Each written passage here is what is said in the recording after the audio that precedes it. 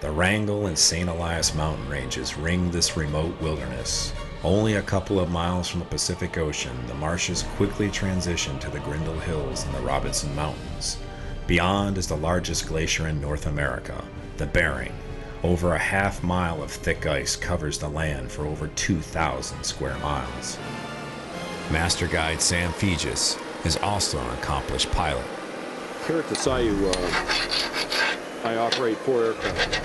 I operate a de Havilland Beaver, a Cessna 185, and 2 Super Cubs. Super Cubs are the workhorse of my operation. We don't have horses, we don't have cars, we don't have trucks, we have Super Cubs. That means we land on river bars, we land on glaciers, wherever we can get the client and the guide closer to their objective. We can't hunt the same day airborne, so that means you land one day, you can't hunt till 3 o'clock the next morning. My airplanes are all basically stock. The Super Cub was way advanced when it was developed. If you can fly the Super Cub daily like I do, you can pretty much put it where you want to put it. Fegis' main objective is to get you out to hunt, but we have time and I wanted to sample everything I could, including salmon fishing.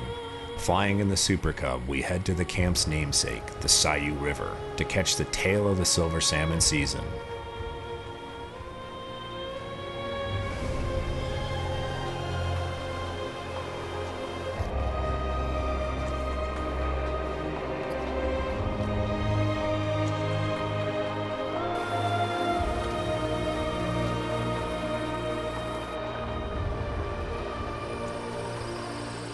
Chris Leese, camp packer and fishing guide, had already dropped down to the river via ATV to check out the fishing.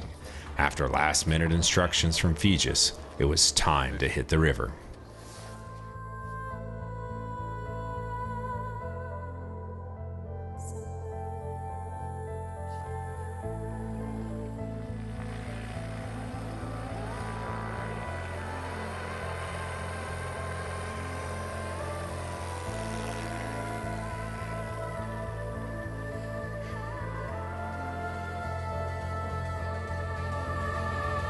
Oh, there's a good one.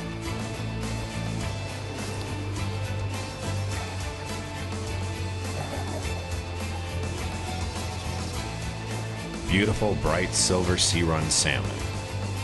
These fish swim up the Sayou to spawn.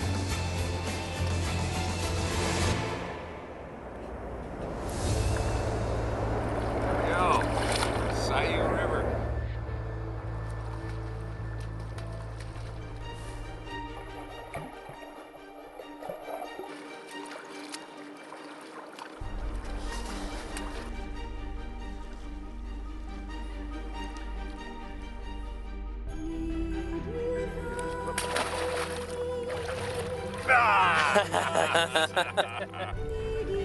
Got him. Woo! Almost lost that puppy. I could hear the throaty rumble of the Beaver's 450 horsepower radial engine. It was time to head back to camp.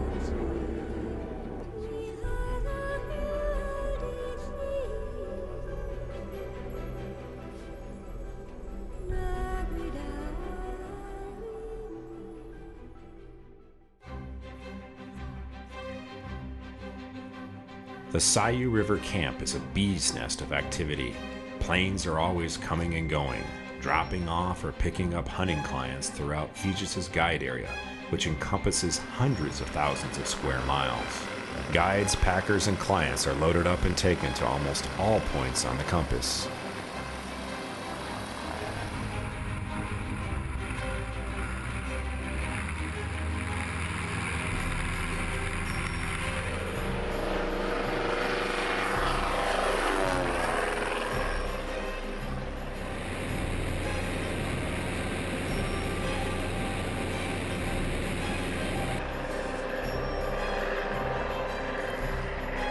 Finally, it was my turn.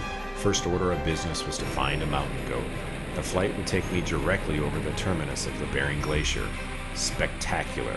The only word I could think of to describe it. We're going to go up along the glacier here, go around the corner and land on the ice.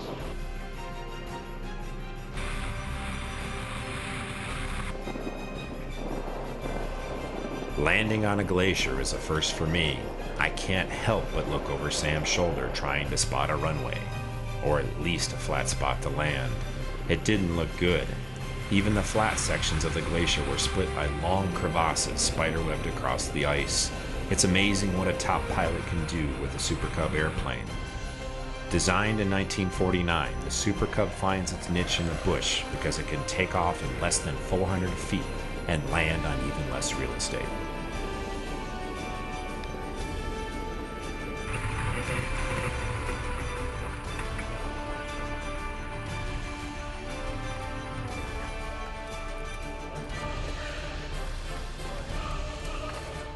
All right.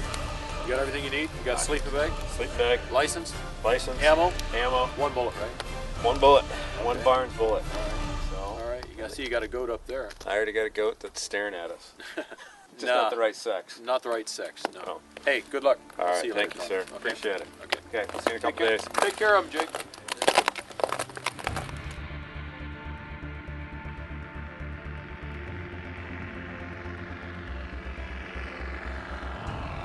Once Phoegis flew off, we were left alone on the glacier. Surrounding me are unbelievable sights. Ice thrust up in jagged heaps. Had I been transported to Superman's ice fortress? No, it was just my home for the next few days. Guide Jake Wilkins had the camp set up, piling heavy rocks onto the tent lines to hold them down during high wind. In the distance, I could see groups of mountain goats feeding in the late evening sun. We glassed them hard, looking for a big billy. Our goal was to find one sporting over 9.5-inch horns with solid bases. Our camp sat next to an interesting stream, one flowing over solid ice, just water melting from one point on the glacier and flowing downhill. Jake utilizes a little dining fly. It would provide a place to gather and eat, and more importantly, get out of any bad weather. Nothing is more uncomfortable and demoralizing than trying to eat in the wind and rain.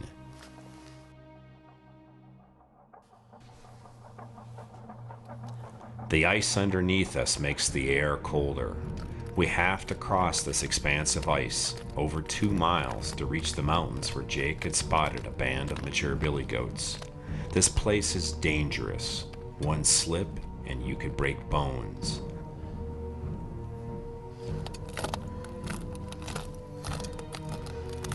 Deep crevasses lace the glacier. You have to just go around them, sometimes a quarter mile around them.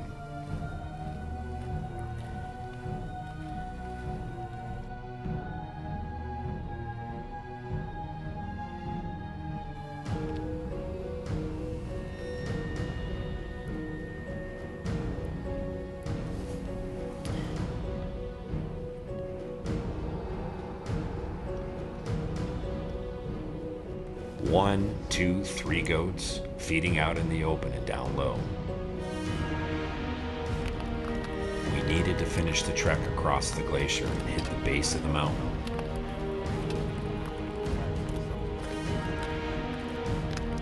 Up, down, and around.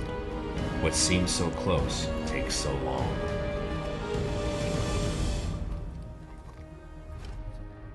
A band of goats sat right where we needed to climb. All we could do was glass, waiting for them to move off. It's a dry creek bed, the only place where we're going to find our way up. Precious footholds in the rocks of the creek bed with a 40-degree slope everywhere else. It's our only path up. So it's not that far. So an hour up maybe. Once the goats have moved off, it's time to cross the last vestiges of the glacier. Covering loose glacial moraine quick makes for an uneasy climb. You have to make sure every step lands right and is secure. Falling and sliding down the face and into some deep wet hole in the glacier is not in my plans. It's a steep climb. Where is the next rock I can step on? I can't wear my hat, it's too hot. Sweat drips down my forehead and into my eyes. It stings. Shit. Those goats are still right here. But they're moving off in the right direction. The way they're heading, they won't spook the band of billies we hope are above us.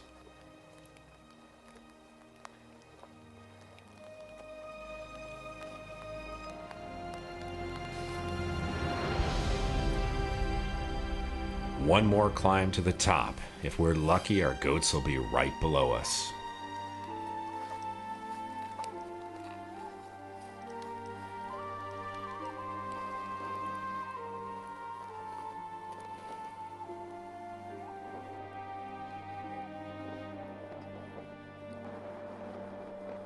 They're right where we need them to be. They're sleeping, and they have no idea we are sitting right above.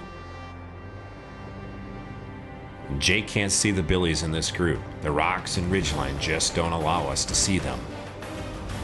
A plan is ready. We need to move, back off, put some terrain and space between us. Along the razor cliff on the backside of this ridge, we can move without being seen.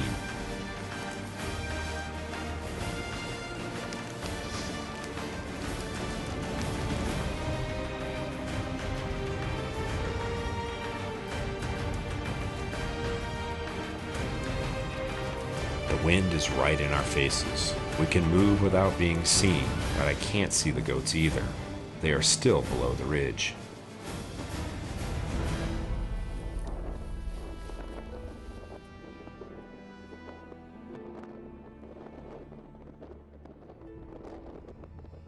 In front of us, the ground is layered in channels of tundra-like grass. We can slide down these channels and keep low. The goats have no idea we are just 160 yards away. They're feeding right up into the saddle we had just vacated.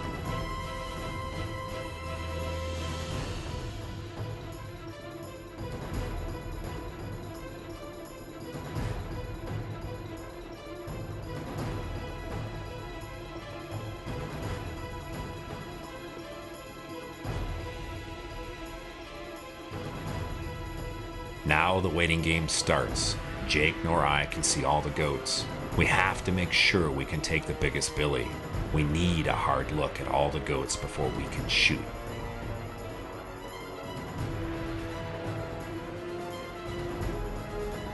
The biggest one, a monster, is the second one in from the right. Jake is sure he's the one.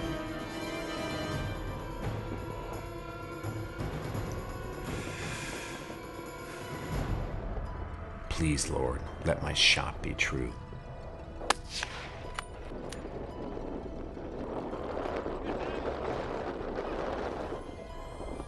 He's down, not going anywhere. 165 grains of Barnes TSX bullet has anchored him. I still can't believe this magnificent creature is mine. How do you explain the euphoria of a hardcore hunt and the kill? He's big, real big, and such beautiful thick hair.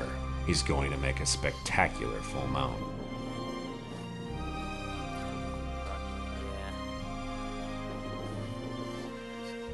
8 years old and over 10 inches of horn with solid bases, he has reached his prime.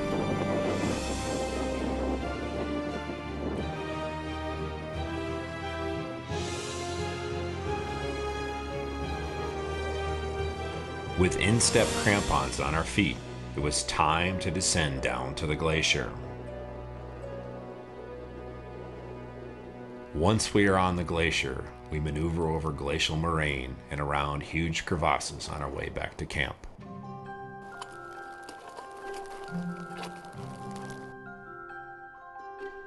I'm down in the Bering Glacier here. This is an ice cave behind me that goes on down to where the creek comes up by our camp. But you can see how magnificent this is, all blue ice. This ice is literally tens of thousands, if not hundreds of thousands of years old. And we're actually found a little opening we can get down into, and it's pretty breathtaking.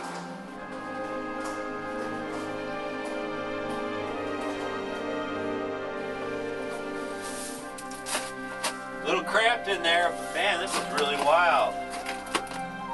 I'd hate to get stuck here though in snow. They might find us in about 100,000 years. Some archaeological experts from the future.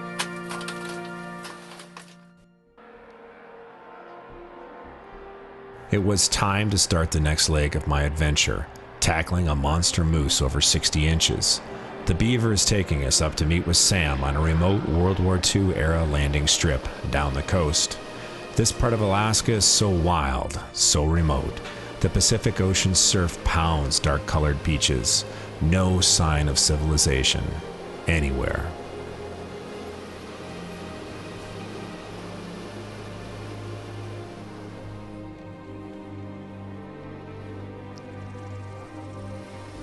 At the airstrip, Sam arrived after dropping off Jake at our spike camp on a river close by. We are a long way from the Sayou.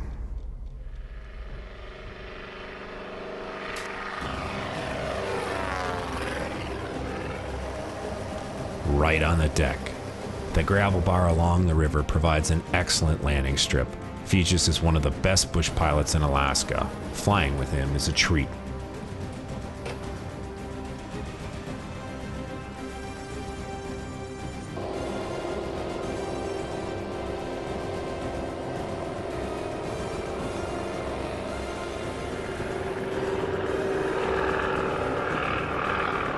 The sound of the river is all that fills my ears after Sam flies away. It's time to set up camp. Our camp is situated in a stand of huge river birch and fir trees. Out over the river, the sun fell from the sky. Moose have an excellent sense of smell. Using the wind and being as scent-free as possible is how we hunt. Being in a remote spike camp, it's tough, so scent killer spray is used liberally. It really does work. Working through the thick brush, Jake was looking for a tree he could climb to get a vantage point over the flat swamp and meadows. These Sitka firs can grow to a huge size over the course of many hundreds of years. Underneath their dense, thick canopy, climbing them is like climbing a 150-foot ladder to the skies. From here, Jake can survey all the surrounding meadows and spot the moose. 300 grains of Barnes X bullet. A few backup rounds.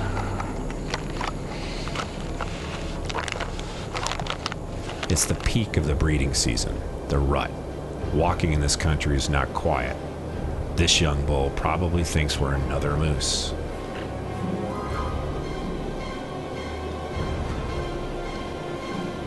I guess he figured out we weren't.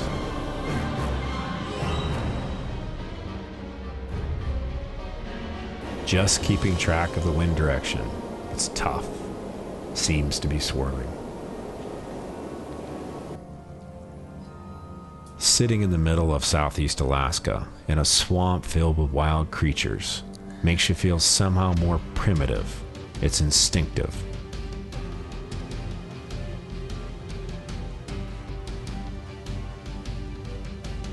After waiting all afternoon, I was tired of sitting. I'm heading up the tree.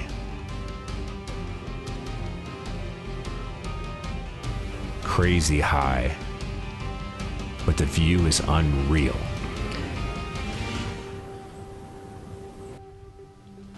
Hey, Jake. Did you hear something over there? Yeah, I thought so. Right on that tree line? Yeah, it sounded like an antler hitting some wood. All right, we gotta go down. We have to get down fast. Stretch your legs as far down as you can. Catch the next limb. Hope it doesn't break.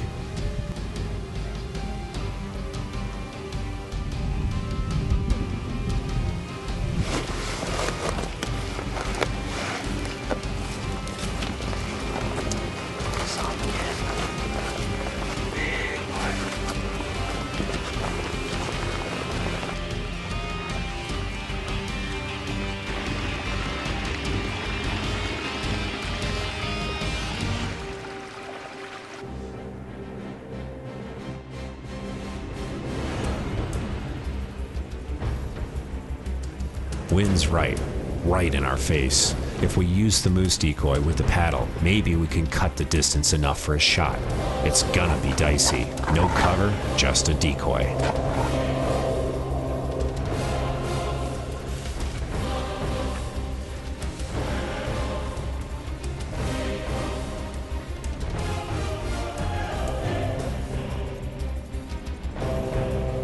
Shooting this Aimpoint red dot microsight, I'm comfortable out to 200 yards, but I'd like to cut the distance to at least 150.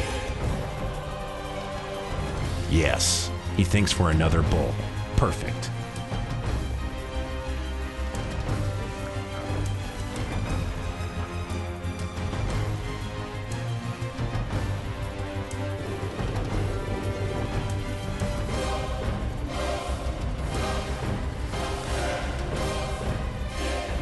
He's 120 yards. Now or never.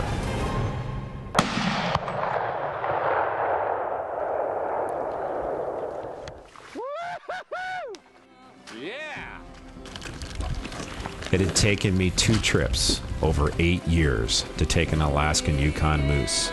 It's not easy, nor for the faint of heart, but taking such a majestic animal in all his glory is an experience I will never forget.